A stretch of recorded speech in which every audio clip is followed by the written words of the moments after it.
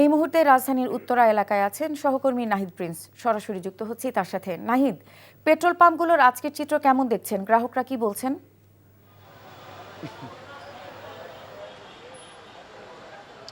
Petrol পাম্পে তো সকাল থেকেই ঘুরলাম, সেখানে যাত্রীদের বা গ্রাহকদের যে চাপ সেটি অনেকটাই কম ছিল, কিন্তু উত্তরায় এসে দেখা যাচ্ছে যে বেশিরভাগ পেট্রোল পাম্পগুলোতেই অকটেন সংকট রয়েছে। আমি যে পেট্রোল পাম্পটিতে রয়েছি সেখানে অকটেন 22,000 লিটার তারা গতকালকে মজুদ রেখেছিল, সেটি ভোর 4টার মধ্যে শেষ হয়ে যায়।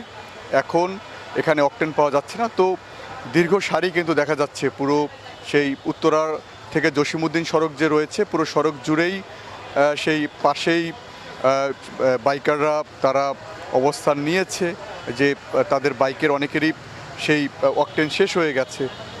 তো এই চাপ কিন্তু রয়েছে, এই ডিজেলের যে চাপ সেটি কিন্তু এখনও রয়েছে। তো অকটেন শূন্যতায় ভুগছে বেশিরভাগ পাম্পগুলো, ফিলিং স্টেশনগুলো।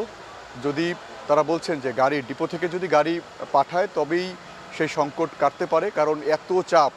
গতকালকে যে চাপ ছিল তারা বলছিলেন যে পুরো উত্তরার যে লেনগুলো হয়েছিল তারা বলছিলেন যে 3-4 কিলোমিটার ছেয়ে গেছিলো পুরো এই পেট্রোল পাম্পে মানুষের, এই গ্রাহকদের এই আসা যাওয়া নিয়ে। তো এই ছিল আমার কাছে উত্তরার ফিলিং স্টেশন থেকে সবশেষ। ফিলিং স্টেশন থেকে জানছিলাম জ্বালানি তেলের খবর।